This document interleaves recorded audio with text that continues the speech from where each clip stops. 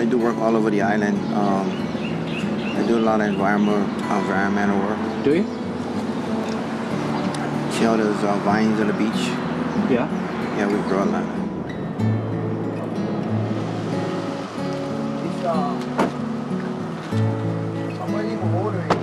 We normally get about 12 to 18 inches rain per year here. Versus with Bobcom, he gets approximately 200 inches of rain. Yeah. And this is what you do? You grow all these native plants? Yeah, we do. This. Oh, okay. So this is aki. This is a shoreline grass. It withstands everything, and basically this is the one that holds the sand, and this is how we do restoration of sand dunes. A lot of our native plants was destroyed by the sugar fields and the pineapple fields and new buildings, so we're trying to restore the native Hawaiian plants in all the open lands that we have available.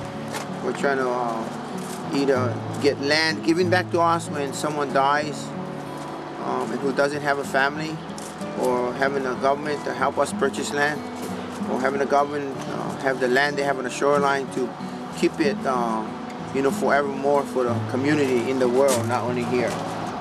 So I noticed, Buli, Leon had a T-shirt on with you were running for city council? Oh yeah. Did you win? No, I lost. I took third place. Yeah? You know? Was it the first time you tried, or? Oh yeah. You gonna do it again? Oh yeah. So you do a lot of different things, huh? Well, I'm a busy guy, so everybody know that I get around. You know. Yeah. I'm paddling at 5 in the morning. You know, canoes. Go down here, I'll show you the office. Is that your form of exercise? Is that why you do it? And I'm down. I would do what you do right now. I do my environmental work. And when you were a park ranger, was it difficult for like native Hawaiian people to accept the U.S. Fish and Wildlife? No. I had no problems. Yeah. They were very understanding, because the Hawaiian in nature, they're concerned about the environment. Yeah. They are.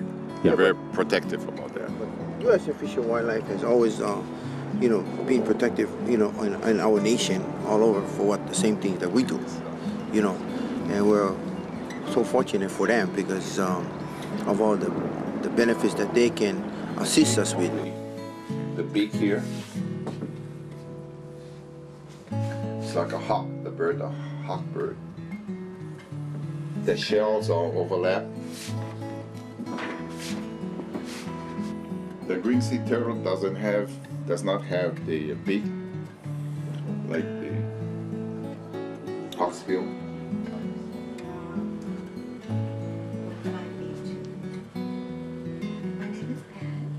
Yes. I hear you're working on some sort of problem with a midget? Yeah, midges. Midges. Yes. Yeah. They're little flies, they're little small flies. Yeah. Spotted wing flies. Tell me about what the problem is. The problem is they come off in such great numbers, and they're attracted to light, so they make their way over to the condos, and the people over there have a real big problem with them. They're small enough to get through screens, so even like having your TV on and no other light is enough to bring them in. Wow, they're really tiny. Yeah. So what are you doing to try to... We're testing two different pesticides. One's a natural ground bacteria that once ingested kills them, and the other one's it's a juvenile hormone analog. It keeps them from emerging as adults, so that way they can keep them in the pond as food for the birds, and yet they won't disturb anybody. I mean, people go to different parts of the world because they like open land space, you know. They like a green environment, they like forestry, they like seeing the dolphins, the whales, you know. So if we continue doing things that's not environmental friendly, we're not going to have these things, you know. So, you know, there's no way we're going to stop progress. But we can at least manage progress to preserve, you know, one of the richest things for the future. I mean, this is the largest sugar plantation that we have on the island right now. They have approximately, I think, 55,000 acreages in sugarcane on the left-hand side and the right-hand side, these are the sugar fields. These are new sugar fields. These are sugar fields experimented called green harvest, meaning that being a friendly environmental agriculture product, they don't need to burn it anymore and to create smoke in the skies, you know, to pollute the air. Do you know a lot about the history of Hawaii? Like in the 1890s, wasn't it taken over? It was kind of stolen. Well, history says that you know, that our last queen, Liliuokalani, the throne was, they overthrew the throne, you know? Yes. I think it was 1893. And that's how it all started. That's how it all started, you know?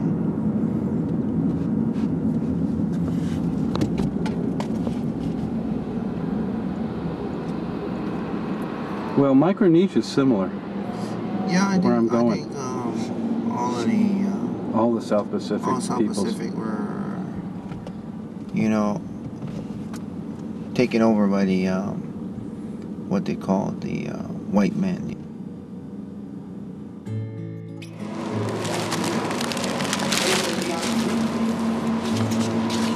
One piece. Yeah. Beautiful Fafa. Fafa is from Tahiti. His village is Puel or Tiriapo. Puel. He's from a village called Puel in Tahiti. He's on the main island of Tahiti. And Fafa made this two of these canoes over here. This wood is called koa, K-O-A. You know, so Fafa taught us about making canoes ancient style.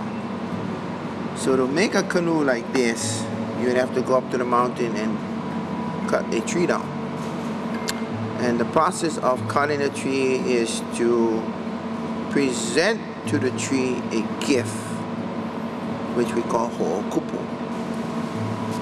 In the ho'okupu, it includes a red fish. In ancient times, the red fish was fed to the ali'i, or the king. And that was only, the commoners were not allowed to eat that fish. And then we also have another thing that puts in there called ava, or kava, everybody know. And then we also put kalo, which is a yam, but we're presenting it to the tree, and really we're presenting it to the gods for offering us and giving us a tree to do the canoe. The significant part of this is this canoe is going to end up in the ocean. So we want the ocean, ohana, or the family of the ocean, to take care of the va'a and take care of the people in the va'a, which is the canoe. First we ask God, you know, that we want permission to take one of his natural son's life to serve us and to transport our lives all over the ocean. So Kahuna Kalaiva'a is the master for making canoes. And he's Fafa. a master. He's the Are master. there many left? No. No. That's the reason why we have it from Tahiti. We have few masters in Hawaii, and but everyone is busy doing this type of work. So you helped Fafa build this? No, I helped them rough this one out on the mountain, and I helped a little bit Happy birthday. when they were in Hana, but I helped with the other canoe more. It was Kihei's canoe. I paddled with Kihei. This is a racing canoe. It has to be built to certain specs to qualify for the Hawaiian Canoe Racing Association. What's great about Hawaiian race canoeing is it's a sport that everybody can enjoy, and it's inclusive. The children, family, you got all the different brackets to where, I mean, if you're 70 years old, you can paddle competitively, which most sports you can't do. So.